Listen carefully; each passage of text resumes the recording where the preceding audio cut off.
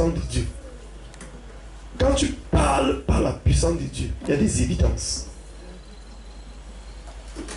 Rends la chair esclave et laisse l'esprit parler. Ou non, laisse la chair parler et tu verras que tes paroles n'auront aucun effet. Parce que la chair parle à la chair. Et alors il n'y a pas d'évidence. Donc écoute ce qui se passe. Cette proposition plut à toute l'assemblée et il élut Étienne, homme plein de foi et d'esprit. Quelqu'un dit de foi et d'esprit. Beaucoup entendent souvent la foi. Qu'est-ce que la foi? La foi est une ferme assurance des choses qu'on espère, une démonstration des choses qu'on ne voit pas. Ok. Bien aimé, ça c'est ce que la Bible dit. Amen. La foi, il dit plein de foi et d'esprit. La foi, c'est la pensée de Dieu. La pensée de Dieu, c'est la parole de Dieu. Et la parole de Dieu, c'est l'esprit de Dieu. Là, tu es plein de foi, tu es plein d'esprit. C'est-à-dire, quand on peut dire que tu es plein d'esprit, la foi, c'est l'esprit de Dieu en toi. Et quand tu es plein de foi, ta prière a des évidences. C'est pourquoi tu peux prier pour quelqu'un, ça marche. Bien aimé, nous avons travaillé par la prière, nous voulons entrer dans la prière. Mais cette fois-ci, le jeûne que nous allons faire, c'est un jeûne pour concevoir la puissance. Amen. Afin que les prières ont des évidences. Parce que tous ces jeûnes, si je vous enseigne comment concevoir la puissance. Alléluia. Parce que ce n'est pas ta prière qui produit des évidences. Ce n'est pas tes mots. Il y a une puissance qu'on appelle la foi. Alléluia. Quand elle remplit ta vie, bien aimé, il dit prier pour les uns les autres. Pourquoi? Parce que tu ne pries pas par toi. Si tu pries pour le pasteur, ça va marcher. Tout ce que tu vas demander pour moi, ça va. Paul a dit que prier pour moi, n'est-ce pas? Regarde, je vais te faire comprendre cette puissance. Beaucoup ne comprennent pas ça. Ce n'est pas ta prière qui porte des évidences, mais c'est l'esprit de la prière. C'est l'esprit avec lequel tu pries qui détermine les évidences, la gloire ou l'échec, l'élévation, le changement ou non. Amen. Écoute, c'est une connaissance, il faut qu'on te l'enseigne. Parce que si tu ne comprends pas, tu vas se demander qu'on prie, on prie. Tu vas prier, et il n'y aura pas d'évidence. Il faut des évidences. Alléluia. La prière a sa place, c'est pour amener la puissance qui est déjà en toi à produire les évidences. Amen. Alors il dit, plein de foi et d'Esprit Saint. Ça veut dire, s'il n'est pas plein d'Esprit Saint, il est plein d'esprit malsain. Alléluia. Ça veut dire que la foi, c'est de deux sens. Alléluia. La foi vient de ce qu'on entend ou de ce qu'on voit. Amen. La foi est annoncée. Et c'est ce que tu reçois qui détermine l'esprit. La foi, c'est l'esprit, c'est la parole, c'est la pensée. Donc ce que je t'annonce ce soir-là, c'est cette puissance que je suis en train de te donner. Amen. C'est cette puissance qu'on est en train de te transmettre. L'esprit là, c'est l'esprit là. Pas les mots. Tout ce que je suis en train de dire, c'est par cet esprit. Tout à l'heure, tu étais en train de chanter, c'est par cet esprit. Alléluia. Donc, quand tu es pas plein quand tu es plein de foi, amen, et d'Esprit Saint, ou tu peux aussi être plein de foi et d'esprit malsain, selon, alléluia, la connaissance ou l'endroit où tu demeures. Ce que tu entends et ce que tu vois détermine l'esprit qui vient en toi. Et c'est ça qui forme ta foi. Alléluia. Prenons le cas de ceux qui vont faire les traditions au village. C'est une annonce. Alléluia. On les annonce quelque chose et puis ils croient à celui qui les annonce cette chose-là. Ils ont foi à cette œuvre-là et ils vont l'accomplir. Alléluia. Ils ont foi aux choses. C'est une foi, mais c'est une foi malsaine. C'est une foi impure qui produit la mort. Donc la foi a deux sens, dans le sens positif et dans le sens négatif. La foi, c'est la conception d'un esprit, sain ou malsain. Alléluia. Donc tu ne dois pas juste vivre la vie chrétienne pour dire que je viens à l'église. Tu dois connaître comment concevoir cet esprit. Oui, c'est important de comprendre comment concevoir la puissance et comment concevoir l'impuissance. C'est très important. On dit Étienne était rempli de foi et d'Esprit Saint. C'est-à-dire sa foi était quoi? L'Esprit Saint. Il était rempli. Alors, Philippe, Procole, Nicanor, Timon, Parména, Nicolas, Prosélyte et Antioche, il les présentait aux apôtres qui, après avoir pris leur prière, leur imposaient les mains. Écoute, chaque fois que tu es rempli de foi et d'Esprit Saint, tu es élu. Tu es quoi? Tu es élu. Tu es élu pour gouverner. Tu es élu pour être établi. C'est un principe spirituel. Regarde, ils étaient plusieurs. Mais c'est celui qui était rempli de foi et d'Esprit Saint qui était élu. C'est-à-dire que dans tout ce que tu fais, tu serais toujours la tête. Quel que soit là où tu es. Regarde, ce n'est pas ton intelligence. C'est-à-dire que Étienne avait la capacité de savoir comment faire pour être rempli de l'Esprit Saint. Alors, il avait une seule vision et une seule auditoire. Alléluia. Il n'écoutait pas n'importe quoi. Il savait ce qu'il écoutait. Il savait ce qu'il voyait. Il n'était pas la seule personne qui devait passer ce concours. Il était plusieurs, mais il était la seule personne qui était remplie. Amen. C'est-à-dire qu'il savait comment faire. Alléluia. Il savait comment faire. Écoutez ce qui va se passer quand Étienne n'était pas un apôtre. C'était un chrétien comme toi et moi. Amen. Tu n'es pas un apôtre. Écoute ce que Étienne va faire. Alléluia. Je te dis, ce n'est pas les apôtres ici. C'est les Étienne et tous les prosélytes et tous ces gens. C'est les chrétiens qu'on veut choisir pour quelqu'un qui va prendre la charge de Judas, je pense. Alors, la parole de Dieu se répandait de plus en plus. Le nombre de disciples augmentait beaucoup à Jérusalem. Et une grande foule de sacrificateurs obéit à la foi. Écoute, les sacrificateurs obéissent. On dit que la parole de Dieu se répandait. La parole de Dieu, c'est l'Esprit de Dieu. C'est la foi qui se répandait. Amen. Donc tu ne peux pas répandre l'Esprit de Dieu si tu ne portes pas cet esprit réellement. Et on dit une foule de personnes adhéraient à la foi. Pourquoi? Parce qu'ils portaient réellement la lumière. Alléluia. Bien aimé, nous avons fait des exploits. Et cet exploit ne serait pas sur la base de l'ignorance. Ce n'est pas sur la base de quelque chose qu'on attend que Dieu va venir faire. C'est sur la base de quelque chose qu'on a réellement cultivé. On sait ce qu'on attend. Alléluia. Qui est béni ce soir.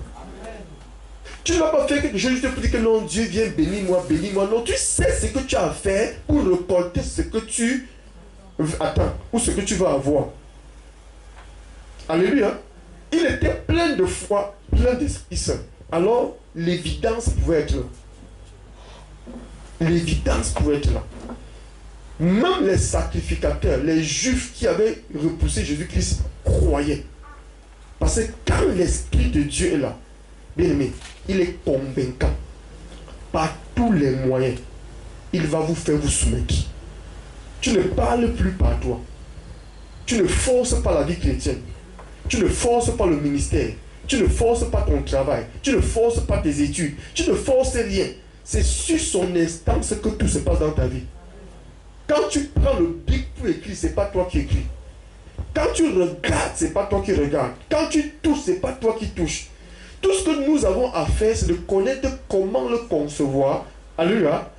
Comment le concevoir, c'est ce que je vais t'apprendre ce soir. Et c'est ce que nous allons apprendre durant tous ces jeûnes. Alléluia. Durant tous ces jeûnes. Comment concevoir cet esprit de foi. Parce qu'il est dit que la foi déplace quoi? Les montagnes. On n'a pas dit que l'homme déplace les montagnes. Alors, Étienne, plein de grâce et de puissance, faisait des prodiges et des grands miracles parmi le peuple. Vous voyez ça? Plein de grâce et de quoi? De puissance. Plein de grâce. Qu'est-ce que la grâce? La grâce de Dieu, c'est la foi. Amen. Je vais vous enseigner pas à pas toutes ces choses-là. La grâce. Quand on dit qu'il te faut la grâce, il te faut la grâce. Beaucoup ne comprennent pas ce qu'il faut la grâce. La grâce, c'est une valeur ou une puissance imméritée. Alors, il y a quelque chose que tu ne mérites pas, Dieu te le donne. Il était plein de grâce. La grâce, c'est quoi? C'est la foi. La foi, c'est quoi? C'est l'esprit. L'esprit, c'est quoi? C'est la puissance de Dieu. Il a obtenu ça. Il a payé où? Il n'a pas payé. C'est une grâce. Et comment on fait pour obtenir cette grâce? Pour entrer en possession de cette grâce? Beaucoup de chrétiens croient que c'est par leurs œuvres. Et c'est ça qui fait beaucoup d'erreurs dans l'église. Alléluia. Jusqu'à ce que tu comprennes que ce n'est pas par tes œuvres. Il y a une capacité, il y a un carnaval pour obtenir cela. Et ce carnaval doit être bien compris dans ton cerveau, dans ton cœur. Tu dois comprendre comment ça fonctionne. Ce n'est pas par les œuvres, c'est par la foi. Ce n'est pas par la loi, c'est par la foi. Alléluia. Ce n'est pas ce que tu fais à l'église. Ce n'est pas parce que je prêche que j'ai ça. Alléluia. Ce n'est pas parce que je n'ai pas évangélisé ou parce que je vis une vie de sainteté et dis que bon, comme je vis une vie de sainteté, Dieu va venir me récompenser. C'est une fausse compréhension. Alléluia. Amen. Écoute attentivement. Parce qu'on dit grâce, tu dois savoir comment obtenir cette grâce qui est cet esprit, qui est cette puissance, qui te donne l'autorité par la grâce de Dieu. Et que tu sais que ce que tu fais, ce n'est pas par tes vertus. C'est quelque chose que Dieu t'a donné gratuitement et tu peux dominer avec. Mais si Dieu a dit qu'elle est disponible, pourquoi elle ne se manifeste pas? C'est parce que les gens croient que c'est quelque chose qu'on n'obtient pas à la prière juste. Ce n'est pas juste par la prière. C'est une connaissance bien établie par Dieu. Il faut qu'on te l'enseigne, que tu comprennes. Un enfant qui ne comprend rien, il a la cible. Il n'ira jamais au cours par rapport au bien. Ainsi de suite. Alléluia. Amen. Étienne, plein de grâce et de puissance, faisait des prodiges et des grands miracles parmi le peuple. Quelques membres de la synagogue dite des affranchis, la synagogue de quoi? Des affranchis, de celle de Cyrénée et de celle de Alexandrie, avec les Juifs de Cilicie et d'Assie, s'est mis à discuter avec lui. Mais il ne pouvait résister à sa sagesse et à l'esprit par lequel il parlait. L'église des affranchis. Il dit non, nous sommes les églises des affranchis. Amen. Ouais, le nombre d'églises qui étaient contre lui. Bien, mais ce n'est pas le nombre d'églises. Toi seul, le Saint-Esprit, tu es la majorité. Tous les églises là sont venus, les Cilicis, les affranchis et tous ces églises, tous ces noms qu'on a cités là, c'est des églises. Et c'est des personnes qui venaient pour représenter cette église. Ils ne veulent pas qu'on ait la sagesse qu'ils portaient. Quand tu portes cet esprit, tu portes la sagesse. Personne ne peut. Ce n'est pas sur ta pensée. Cet esprit parle en toi. C'est l'esprit de Dieu, c'est l'esprit de grâce. Ce sont des églises qui parlent de Dieu.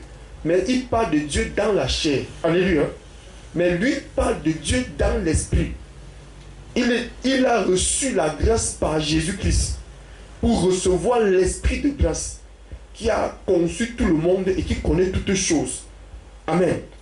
Et par cet esprit, il peut faire des prodiges. Par cet esprit, il peut parler à d'autres personnes et être convaincant. Personne ne le renverse. Alléluia. Tu viens à droite, il te voit. Tu viens à gauche, il te voit. Par cet esprit, même si tu me poses quelques questions là où tu es, je vais te répondre. Si tu veux, on essaie. Quand j'étais encore jeune chrétien, j'étais à l'étranger. Quand je voyais mon père spirituel qui était à l'étranger, parce qu'il faisait une émission à la télé. Et nous, on allait souvent l'accompagner. Mighty God. Il avait une capacité de répondre. Moi, je dis que mais Dieu. Et qu'il dit que papa, tu fais comment pour répondre à toutes ces questions? Et tu réponds ça clairement. Même eux, ils sont dépassés. Ils ne savent plus quoi dire. Il me regarde et dit c'est moi. Amen. Quand cet esprit en toi, Mighty God, tes yeux, tu as une illumination. Il dit, tu as une capacité de voir les choses là où on ne voit pas. Bien aimé, je te dis, en tant qu'étudiant, je dis, si quelqu'un n'est pas ici ce soir, bien aimé, je te dis, c'est que tu n'es pas élu pour recevoir ça. Comme je ne te parle là, ça va venir sur toi. Amen. Écoute, beaucoup croient que c'est quand on va venir prier pour chasser le démon. Quand Jésus veut donner ça à ses disciples, il les appelle à côté, il les enseigne ça. Jésus n'a jamais prié ses disciples chasser les démons sur eux. Il les enseigne juste la vérité. Il les communique parlent la vérité, dès qu'ils acceptent que l'Esprit vient en eux. C'est ça qu'on appelle la foi. Pendant qu'il a parlé avec eux, il sait que quelque chose a été passé. Parce qu'il parle ouvertement. Mais dans la foule, il parle en parabole. Quand on te parle en parabole, tu ne peux pas saisir. Mais quand on te parle ouvertement, tu saisis. Qui est béni ce soir. Amen. Donc c'est ça. Pour que, tu sais, Dieu veut que tu saisis, il te parle ouvertement. Il ne te cache pas, il te parle, comme je te parle.